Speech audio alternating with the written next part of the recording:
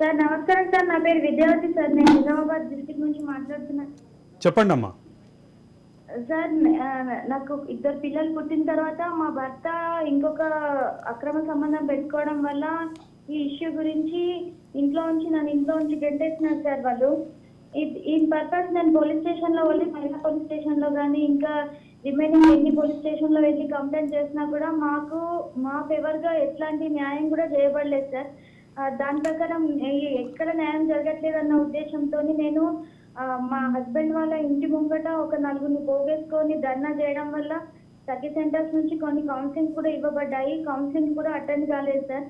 కాకుండా అసలు అతని పైన ఎట్లాంటి కేసు పెట్టట్లేదు. నాకు న్యాయం దానికి కారణం ఏంటమ్మా? ఎందుకు పెట్టట్లేదు కేసులు? ఎందుకు పెట్టట్లేదు అని అడిగినప్పుడు సార్, మా భర్తకి సంబంధించి వాళ్ళ బావగారు జాన్కంపేట్లో TRS party leader sir. So పెద్దవాళ్ళతో వ్యవహారం ఎందుకమ్మా, ఎంతో కొంత తీసుకొని కాముకుండా రాదని నన్నే బెదిరించినారు తప్ప నాకు ఎట్లాంటి న్యాయం చేయలేదు సార్. ఇద్దరు చిన్నపిల్లల్ని పట్టుకొని, మా అమ్మ వాళ్ళు పేదవాళ్ళు సార్, నాకు తండ్రి లేరు, మా అమ్మ కూలి పని చేసుకుంటారు సార్. ఇప్పుడు ఆ పిల్లల్ని పోషించుకోలేక యాక్చువల్లీ నేను ఒక చిన్న నిజామాబాద్ డిస్టిక్ లో గవర్నమెంట్ హాస్పిటల్లో స్టాఫ్ నర్స్ గా ప్రైవేట్ గా చేశాను సార్. ఈ పోలీస్ స్టేషన్లు తిరగడం చేయడం వల్ల ఉన్న జాబ్ కూడా కోల్పోయినాను సార్. ఇంకెక్కడికి వెళ్ళినా కూడా వాళ్ళ ఇన్ఫ్లుయెన్స్ తోని నాకు ఏ ఆధారం లేకుండా పిల్లల్ని పోషించుకోలేని పరిస్థితి అయిపోయింది సార్. పోనీ ఎక్కడైనా ప్రైవేట్ గా ఎక్కడైనా రెంట్కుండి ప్రైవేట్ గా చేసుకుందామన్నా రెంట్ ఉండలేని పరిస్థితి అయిపోయింది సార్. ప్రైవేట్ గా జాబ్ చేసుకుందామన్నా ఇప్పుడు ఆపోజిట్ లో వాళ్ళు ఇప్పుడు ఈ సఖీ సెంటర్స్ వీళ్ళని అవ్వడం వల్ల ఒక 498 ఆయన పైన వేసి ఇంకెట్లాంటి యాక్షన్ తీసుకోకుండా కోర్టుకి వెళ్ళి రిఫర్ చేసుకోండి అమ్మా మీరు అనేసరికి కోర్టుల చుట్టూ మనం అడ్వకేట్స్ ని పెట్టుకోలేని పరిస్థితి వచ్చేసింది సార్. కోర్టుకి తిరగలేక, ఇక్కడ రెంట్కు ఉండలేక, జాబ్ చేసుకోలేక, ఇద్దరిని పిల్లల్ని పోషించుకోలేని పరిస్థితి వచ్చింది సార్. ఇప్పుడు లాస్ట్కి వెళ్తే ఆపోజిట్ వాళ్ళే నా పైన, ఇప్పుడు మా హస్బెండ్ వాళ్ళే నా పైన డైవర్స్ కేసు వేసి ఎక్స్పార్టీ చేసేసారు. నేను ఎక్కడ బతుకు తెరువు లేకుండా అయిపోయింది సార్. అసలు అంటే ఇప్పుడు మాకు సపోర్ట్ లేక, అంటే మా వెనకాల కూడా సార్ మా కుల పెద్దలు కానీ ఇంకా ఎవరిని అప్రోచ్ అయినా కూడా ఇప్పుడు టిఆర్ఎస్ పార్టీ పెద్ద లీడర్లు వాళ్ళతో మనం గెలవలేము, ఎందుకు వచ్చిన బాధ అని ఎవరు కూడా ముందుకు రాకుండా నేను ఇద్దరు పిల్లల్ని పోషించుకోలేక ఆర్థికంగా కానీ దేని పరంగా కానీ మొత్తం లైఫే కోల్పోయిన పరిస్థితి వచ్చేసింది సార్. ఇట్లా నడుస్తుంది. ఇంకా అసలు ఏం అర్థం కాని పరిస్థితి అయిపోయింది సార్. జీవితమే కోల్పోయినట్టు అయిపోయింది. ఈ పరిస్థితిలో ఒక అడ్వకేట్ ని పెట్టుకోవాలి అని అంటే కూడా ఎవరు లేరు సార్.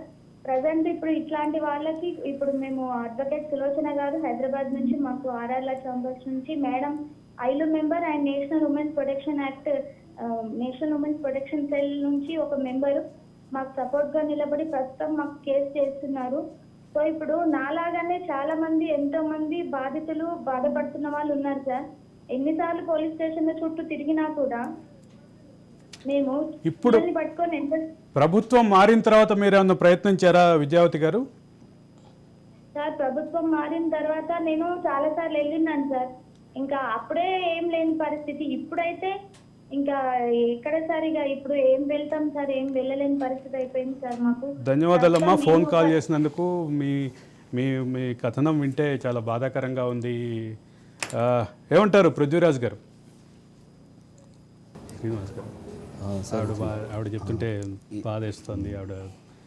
అంటే ఈ గమనంలో అంటే ఆవిడకి వ్యతిరేకంగా ఒక టీఆర్ఎస్ నాయకుడు ఉన్న కారణంగానే ఆవిడ ఇంత బాధలు పడుతున్నాను అన్నట్టుగా చెప్తారు సార్. ఇప్పుడు ఆవిడ చెప్పింది వింటుంటే టీఆర్ఎస్ నాయకుడు అంటే కేసీఆర్ కేటీఆర్ కాదు సార్, ఒక గల్లీ లెవెల్ కండవా వేసుకున్న ఒక గల్లీ లెవెల్ నాయకుడు.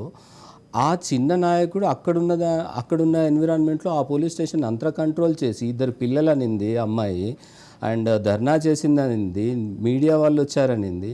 అంత దారుణమైన పరిస్థితుల్లో ఒక ఎఫ్ఐఆర్ కట్టడానికి రాలేదా సార్ పోలీసులకి? అంటే పోలీసులకు ఇష్టం లేక కట్టలేదని అనుకోవాలన్నా, ఈ సంఘటనని పొలిటికల్ వాళ్ళ ఇన్ఫ్లుయెన్స్ వల్ల భయపడి కట్టలేదనుకోవాలన్నా? ఆవిడకి న్యాయ సహాయం అడుగుతుంది. తప్పకుండా సార్, మేము తప్పకుండా న్యాయ సహాయం చేస్తాం వాళ్ళకి. I'm coming back to Rajalinga Murthy గారు. రాజలింగమూర్తి గారు చెప్పండి సార్. ఇప్పుడు అమ్మ చెప్పినట్టు సార్, ఇక్కడ పోలీస్ వ్యవస్థ అంటే వాస్తవానికి ఇప్పుడు మారినంత తర్వాత ఫ్రెండ్లీ పోలీసు అనేది ఇప్పుడు ఈ రేవంత్ రెడ్డి గారు కొంత మార్పు తీసుకొచ్చింది సార్. నేను ఈ మధ్యలో చూద్దా ప్రభుత్వం మారిన 28 రోజులలో చూద్దా నేను గత 2 రోజుల నుంచి పోతున్నా, కానీ వాళ్ళ దగ్గర కొంత మార్పు అనేది వచ్చింది సార్. హలో వింటున్నా చెప్పండి.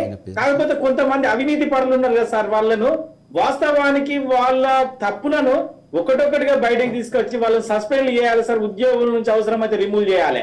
ఇప్పుడు అమ్మ ఉన్నది, ఇంత ముందు చెప్పింది ఆమె ఇబ్బందులు. ఒక అధికార పార్టీ సార్, ఇంతకు ముందు ప్రభుత్వంలో అధికార పార్టీ వాళ్ళు పోలీసు వాళ్ళని చెప్పు చేతుల కింద పెట్టుకున్నారు సార్. చెప్తున్నాం, వింటున్నాం, చెప్పండి సార్. అయితే వాస్తవానికి ఇప్పుడు అమ్మ చెప్పినట్టు ఈ గత ప్రభుత్వంలో మాత్రం చాలా అన్యాయాలు జరిగినాయి. చాలా ఎన్ని చేయాలో అన్ని చేసింది సార్. పోలీసు వ్యవస్థలో ఉండి ఒక లైసెన్స్ గుండా లెక్క ప్రవర్తించింది సార్.